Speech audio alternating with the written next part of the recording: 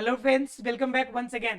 Friends, आज की class में हम लोग जानेंगे खनिज पोषण के बारे में। अर्थात क्या कि पौधे के अंदर न्यूट्रिएंट्स के द्वारा पोषण की क्रिया कैसे होती है, यानी पौधे अपना विकास करते कैसे।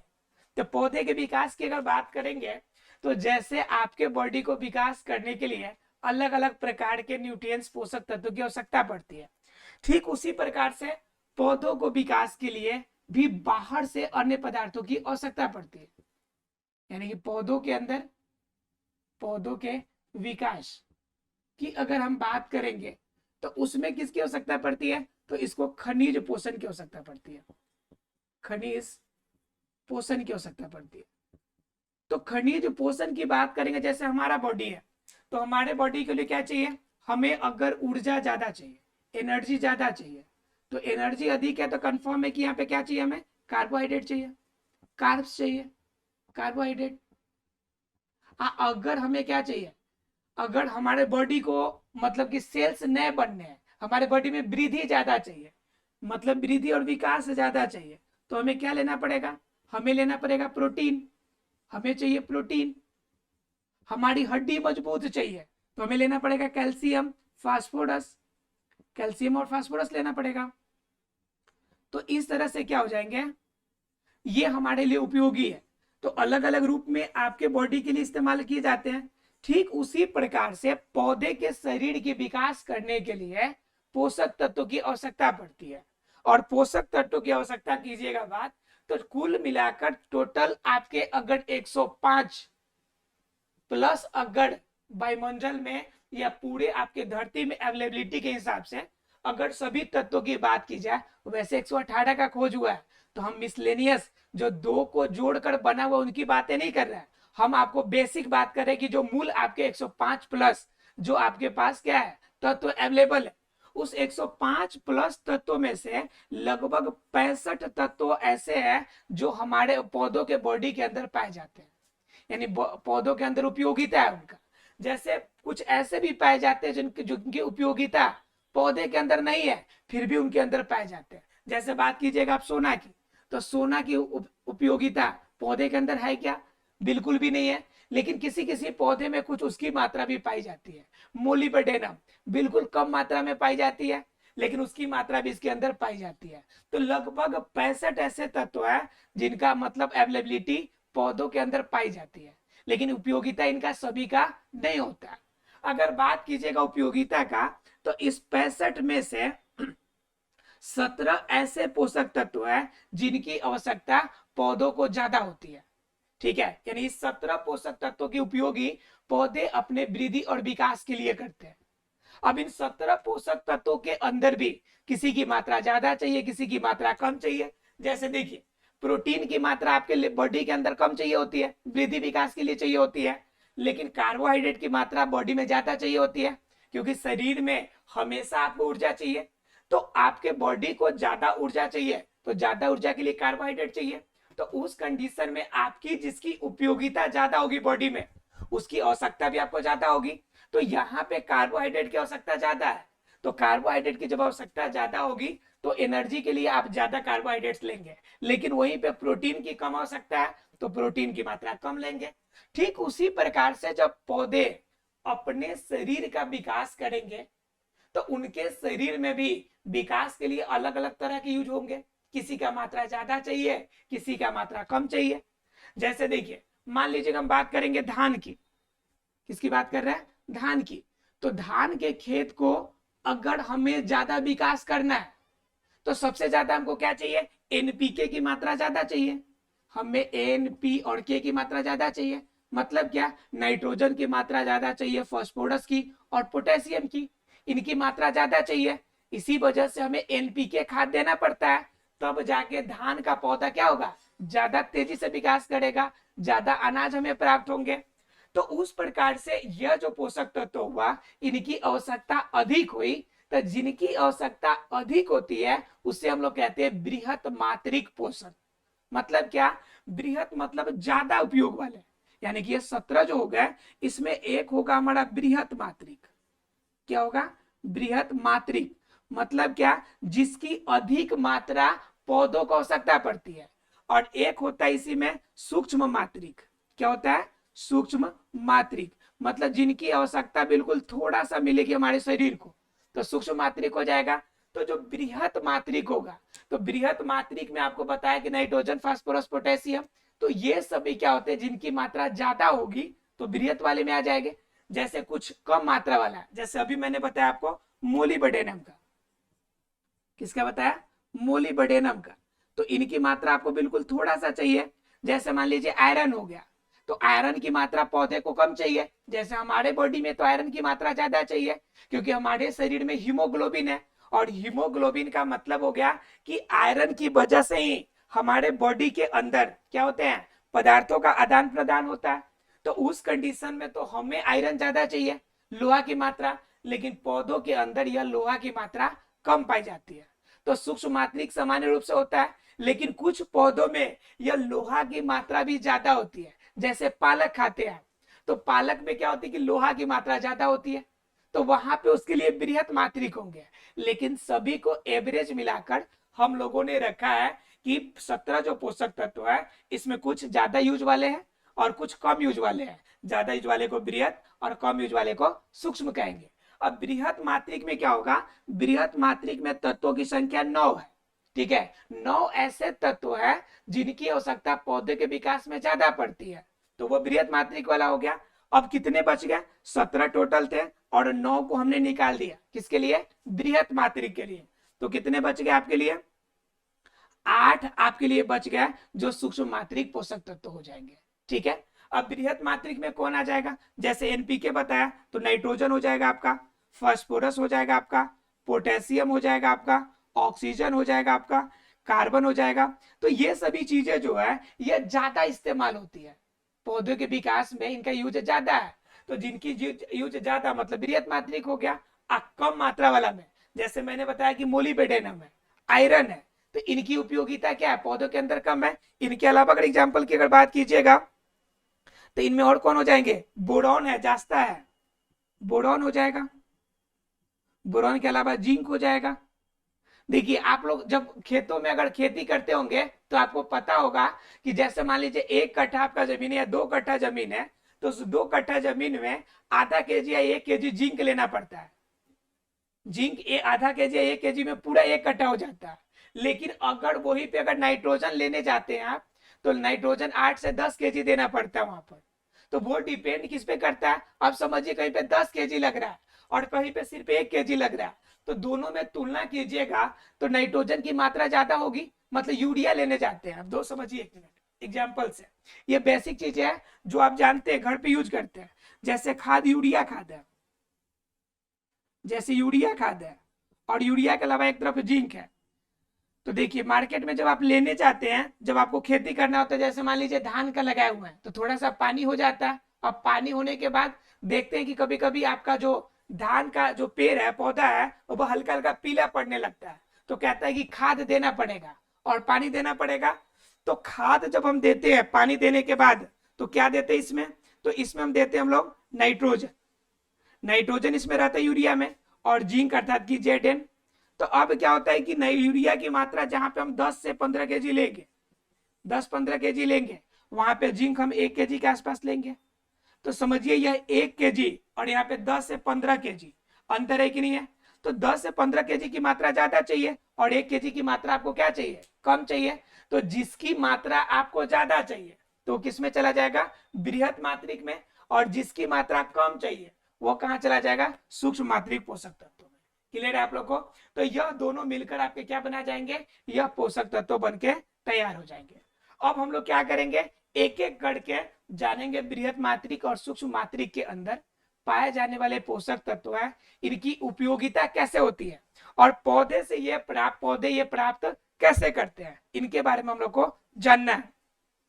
उससे पहले हम लोग जानेंगे कि इनके प्राप्त करने के मापदंड क्या होते हैं। जैसे आपको बताते हैं एग्जाम्पल के द्वारा, समझिए जरा।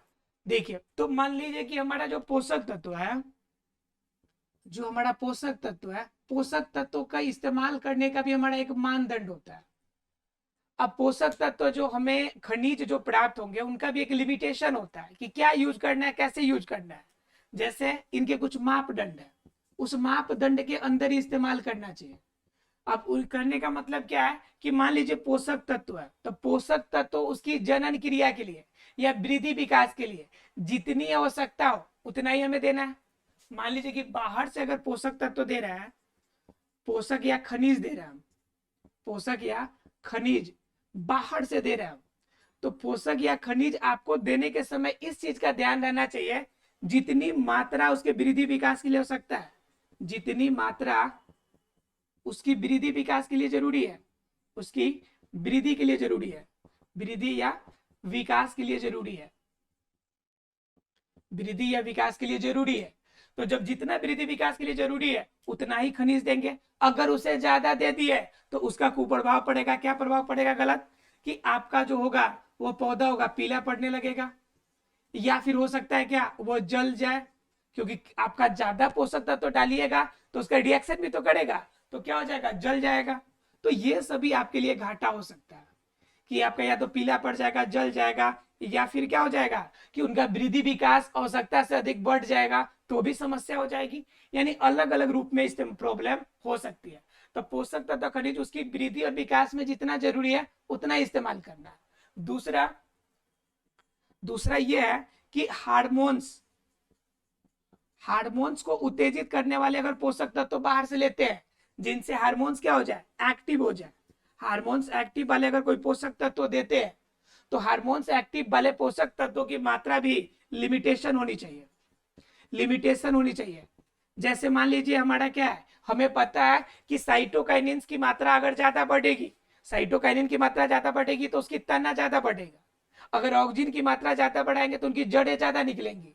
तो बात ये डिपेंड करता है कि हार्मोन्स जब भी हम इस्तेमाल करेंगे तो हार्मोन्स को एक्टिव करने वाला कोई तत्व डालें तो उसका लिमिटेशन होना चाहिए एक लेवल से। जैसे मान लीजिए हम ऑक्सीजन को ज्यादा प्रभावित करने वाला डाल देंगे तो जड़ें ज्यादा वृद्धि करेंगी, और जड़ें जब ज्यादा वृद्धि करेंगी तो हमें ज्यादा पानी चाहिए, ज्यादा उसमें नमी की मात्रा चाहिए, ज्यादा हमें ऑक्सीजन चाहिए, ज्यादा कार्बन डाइऑक्साइड चाहिए, अलग अलग तरह की मटेरियल हमें ज्यादा चाहिए। और उसी के हिसाब से हमारा पौधे का अगर तना नहीं बढ़ेगा तो फिर वो पौधा मर जाएगा, क्योंकि जितना बड़ा शरीर होगा भोजन भी उतना ज्यादा चाहिए। और जब जड़ें ज्यादा नीचे तक निकल गई और तना ऊपर कम बढ़ा तो खाना तो कम बनेगा, क्योंकि खाना तो आपका तना के जो पतिया है, जहाँ पे ग्रीन वाला पार्ट है, वहीं पर बनना है। तो वहां पे भोजन अगर कम तैयार होगा तो नीचे बताइए, नीचे की तरफ जड़ में जो ज्यादा वृद्धि किया है वहां पे विकास करेगा, वर्क करेगा? नहीं करेगा। जब ये वृद्धि विकास नहीं करेगा तो उस कंडीशन में आपके लिए प्रॉब्लम क्रिएट कर देगा। बात समझ में आ रही है आपको? तो क्या है कि हमें जब भी बाहर से कोई पोषक तत्व डालना है जिनकी वजह से क्या हो जाए कि ये हार्मोन्स के अंदर वृद्धि हो जाए, तो उस कंडीशन में हमें इस चीज का ध्यान रखना पड़ेगा कि हमें क्या करना है कि हमें समय से इसका इस्तेमाल करना है, सही तरीके से इस्तेमाल करना है, एक लिमिटेशन समझ के तब इसका यूज करना है। ठीक है। तीसरा नंबर होता है कि जनन क्रिया के लिए, इनके अंदर जनन क्रिया के लिए हम लोग क्या करते हैं? पोषक तत्व देते हैं। तो जनन क्रिया को प्रभावित करने वाले पोषक तत्व वैसे ही होने चाहिए जो इनकी जनन की क्रिया को सामान्य रखे। ठीक है। अगर जनन की क्रिया प्रभावित होगी तो फिर हमारा एक जनरेशन वाला पोषक तत्व जो है, एक जनरेशन वाला जो पौधा है पूरी तरह से नुकसान हो जाएगा। तो हमें इन चीजों को पोषक तत्व अगर बाहरी रूप में देते हैं तो इन चीजों का इस्तेमाल करना चाहिए। ठीक है। अगर पोषक तत्व पौधा खुद लेता है तब तो फिर वो अपने आवश्यकता अनुसार ही लेगा।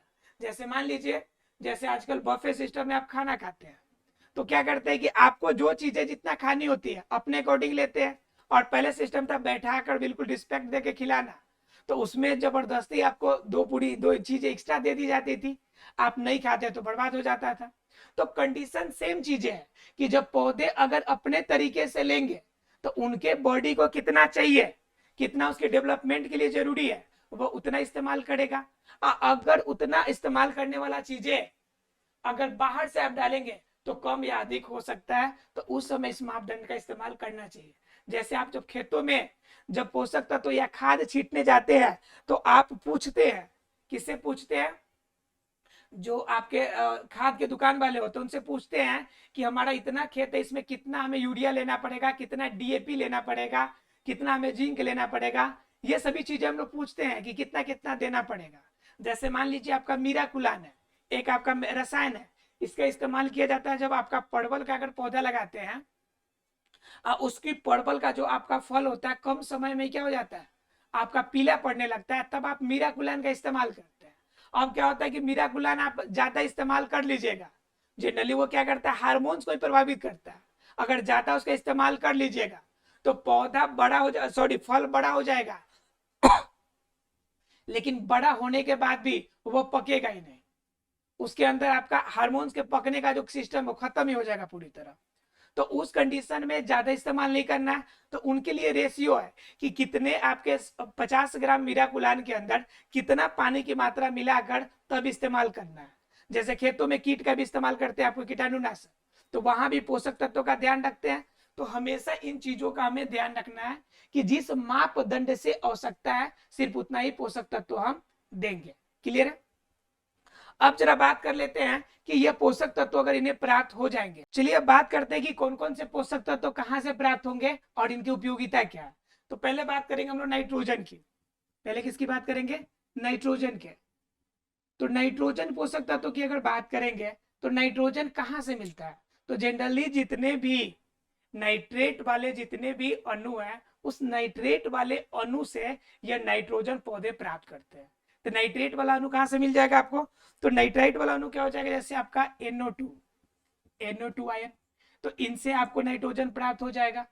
इसके अलावा क्या होता है कि इनके अंदर राइजोबियम नामक राइजोबियम जीवाणु होता है, यह भी आपका स्थिरीकरण करके नाइट्रोजन पौधे को देता है, राइजोबियम भी। इसके अलावा और भी है जहां से आपको प्राप्त होते हैं, ठीक है, NO2 NO3 आयन, ठीक है। तो इस रूप में ऐसे आयन से आपको क्या प्राप्त होंगे, नाइट्रोजन आपको प्राप्त होगा पौधे को। और इस नाइट्रोजन का उपयोगिता क्या करेगा, इसका उपयोग करके नाइट्रोजन मुक्त करेगा और इसका यूज यह एमिनो अम्ल के रूप में करेगा। किसके रूप में करेगा? एमिनो अम्ल के रूप में। और यह जो एमिनो अम्ल मिलेगा इसी एमिनो अम्ल का इस्तेमाल आगे करेगा प्रोटीन के रूप में। किसके रूप में करेगा? प्रोटीन के रूप में करेगा। और यही प्रोटीन हम लोग क्या करते हैं, पौधे को जब सेवन करते हैं तो यही प्रोटीन नाइट्रोजन का मात्रा हमारे बॉडी के अंदर भी आ जाता है। मतलब क्या कि पौधे जो प्राप्त करेंगे वह दोनों तरीके से प्राप्त करेंगे, जमीन से भी प्राप्त कर लेंगे या फिर बाहर से आप जो यूरिया वगैरह डालते हैं उनसे भी नाइट्रोजन प्राप्त हो जाएगा। इसके अलावा यह जो राइजोबियम है यह भी आपको क्या करेगा, वायुमंडल में पाए जाने वाले नाइट्रोजन को स्थिरीकरण करेगा, मतलब इकट्ठा करेगा। और ये जो होगा आपका जितने भी दलहन पौधे हैं उनके जड़ों में पाए जाएंगे। दलहन का मतलब क्या, जो जिससे हमें दाल प्राप्त होता है, जैसे चना हो गया, मटर हो गया, अरहर हो गया, मसूर हो गया, ये जितने भी है ये सभी दलहन पौधे हैं। तो दलहन पौधे के जड़ों में पाया जाएगा और दलहन पौधों के जड़ों में पाया जाएगा तो यह नाइट्रोजन को इकट्ठा करेगा और यही नाइट्रोजन का उपयोग खुद भी करेगा और जो बच जाएगा उसे नीचे भी दे देगा, मतलब जमीन को भी दे देगा। तो ये नाइट्रोजन वाले का आप इस्तेमाल कर लिए एक बार, तो उसके बाद जैसे मान लीजिए दलहन पौधा लगा लिए, तो उसके बाद अगर आप धान की खेती करेंगे या गेहूं की खेती करेंगे तो आपको ज्यादा पैदावार होगा, ज्यादा उत्पादन होगा। क्यों? क्योंकि नाइट्रोजन जो यह इकट्ठा किया था उसका कुछ तो नाइट्रोजन के रूप में इस्तेमाल कर लिया कौन, दलहन वाला पौधा, लेकिन जो बच गया वह धरती के अंदर ही रह गया, अर्थात जमीन में ही रह गया। तो जब जमीन में जो लेवल ज्यादा रह गया तो जमीन में रहेगा तो अगली बार जब इस्तेमाल कीजिएगा तो जमीन में उसी का यूज वो हो जाएगा। क्लियर है? मतलब क्या, इस नाइट्रोजन का उपयोग आप लोग अलग अलग रूप में किया जाता है। इसीलिए जनरली कहा जाता है कि हमें फसल चक्रण करना चाहिए। फसल चक्रण से क्या होता है कि एक बार आपने नाइट्रोजन लगाया, दूसरे बार अलग फसल लगाएंगे तो नाइट्रोजन वाला फसल वहां पे इस्तेमाल हो जाएगा, फिर वो कुछ और देगा मटेरियल जो अगले पौधे को फायदेमंद हो जाएगा। तो इससे क्या होगा कि धरती के अंदर, जमीन के अंदर उर्वरता जो होगी बरकरार रहेगी। ठीक है, तो इस कंडीशन के लिए आपके लिए फायदेमंद हो जाएगा। क्लियर है आप लोग को?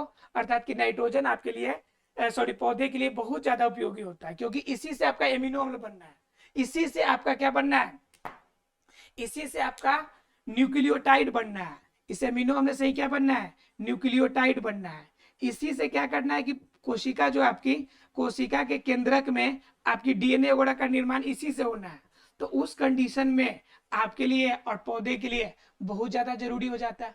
ठीक है, तो आशा है कि आपको क्लियर हो गया होगा कि नाइट्रोजन का उपयोग कैसे होता है। इसी तरह से सभी पोषक तत्वों के बारे में जानेंगे हम लोग। सबसे ज्यादा अगर नाइट्रोजन की बात कीजिएगा तो नील हरित शैवाल से हमें प्राप्त होता है। ठीक है, शैवाल से। तो इस रूप में आपका अलग अलग रूप में आप भी उसका इस्तेमाल करते हैं। जैसे पौधे इस्तेमाल करेंगे तो पौधे उनको स्टोर कर लेते हैं और उन स्टोर किए हुए पार्ट को जब हम उसे एक्सेप्ट करते हैं तो हमें प्राप्त हो जाती है। आशा फ्रेंड्स क्लियर हो गया होगा। मिलते हैं अगले क्लास में, तब तक के लिए thank you very much friends.